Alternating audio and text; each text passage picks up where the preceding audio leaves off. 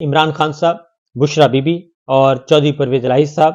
اور شاہ محمود قریشی صاحب، ان کی رہائی کا وقت جو ہے وہ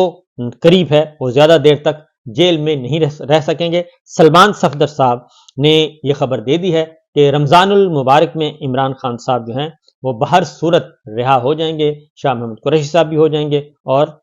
بشرا بی بی بھی ہو جائیں گی، کیونکہ کوئی بھی مقدمہ ایسا نہیں ہے جس میں ان کی سزا برقرار رہ سکے اور جو ٹرائل کورٹ کے فیصلے ہیں وہ برقرار رہ سکیں۔ اس کے علاوہ جو عدالتوں کا موڈ ہے وہ تبدیل ہوتا ہوا نظر آ رہا ہے۔ 31 ملزمان اور 9 مئی کے 31 ملزمان اور جو ہیں وہ رہا ہو چکے ہیں، ضمانتوں پر رہا ہو چکے ہیں۔ پچھلے کچھ دنوں میں مسلسل ضمانتیں ہو رہی ہیں اور یہ ایک اچھا سائن ہے، اور کیونکہ بہت لمبا کھینچ دیا گیا تھا، 9 مئی کی آڑ میں بہت کچھ کیا گیا، تو بہت سارے لوگ جو ہیں بے گناہ جو ہیں سیاسی قیدی جو ہیں وہ گرفتار تھے، تو لہٰذا لاہور میں یہ سلسلہ شروع ہو چکا ہے، لاہور میں بھی اور راولپنڈی میں بھی، اور میجورٹی جو ہے وہ اب آہستہ آہستہ رہا ہونا شروع ہو جائے گی، کیونکہ قومی اسمبلی میں بھی اب یہ مسئلہ آ چکا ہے سامنے، اور سینٹ میں بھی آ چکا ہے، اور خیبر پختونخوا اسمبلی میں بھی یہ مسئلہ اٹھایا جا چکا ہے، اور ساتھ ہی ساتھ پنجاب اسمبلی میں بھی اٹھایا جائے گا، سندھ میں بھی اٹھایا جائے گا، بلوچستان میں بھی اٹھایا جائے گا۔ اب یہ مختلف فورمز مل گئے ہیں پاکستان تحریک انصاف کو، سنی اتحاد کونسل کو اور ان کے لائٹ مینڈیٹ جماعتوں کو، اور یہ اب ایشو اس طرح اتنی جلدی ختم ہونے والا نہیں ہے۔ اور پھر یہ کہ کور کمانڈرز نے ایک اعلامیہ جاری کیا، عمران خان صاحب نے اس اعلامیے کو تسلیم کیا اور اس سے آگے بڑھنے کی بات کی ہے۔ وزیر اعلیٰ خیبر پختونخوا بھی یہی کہہ رہے ہیں کہ ٹھیک ہے، آئیں اور آ کے تحقیقات کروائیں 9 مئی کی، تو ساری کی دودھ کا دودھ اور پانی کا پانی سب کچھ سامنے آ جائے گا۔ اس لیے جناب یہ چیزیں جو ہیں آہستہ آہستہ کھلنا شروع ہو گئی، موسم کھل رہا ہے، سیاسی موسم کہنا چاہیے کہ کھل رہا ہے، اور عمران خان صاحب جو ہیں وہ ان کی رہائی کا وقت قریب آ رہا ہے۔ اس کے ساتھ ساتھ چودھری پرویز الہی صاحب جو کہ کافی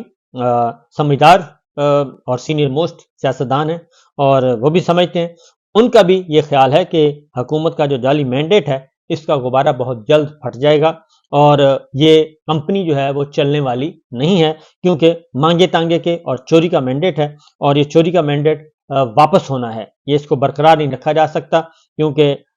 اس کا امکان بہت کم ہے، کیونکہ فارم 45 جو ہیں وہ ہر امیدوار کے پاس موجود ہیں، اور الیکشن کمیشن نے مینڈیٹ چوری اور الیکشن چوری جتنی بھی ہوئی اس پہ مزید انہوں نے مشکل میں ڈال دیا ہے شہباز اینڈ کمپنی کو۔ سانحہ 9 فروری تیمور جھگڑا نے سانحہ 9 فروری قرار دیا ہے، فارم 45 پر جو نمبر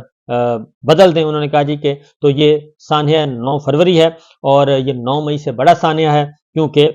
پورے ملک کا الیکشن چوری کیا گیا ہے اور پورے ملک کا مینڈیٹ چوری کیا گیا ہے، جو کہ ایک ہینیس کرائم ہے، سنگین جرم ہے۔ اس لیے جناب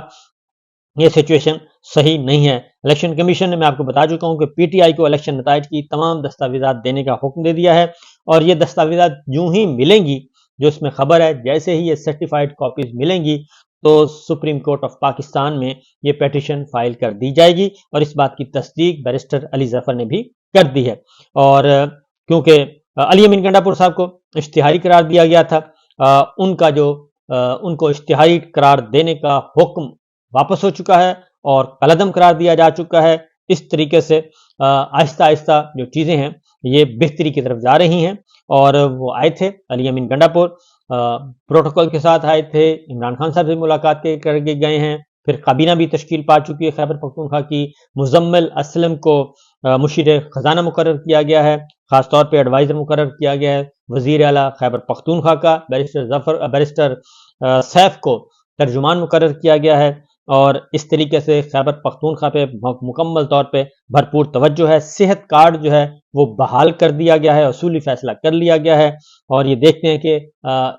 رمضان المبارک میں یہ اس بات کا امکان ہے کہ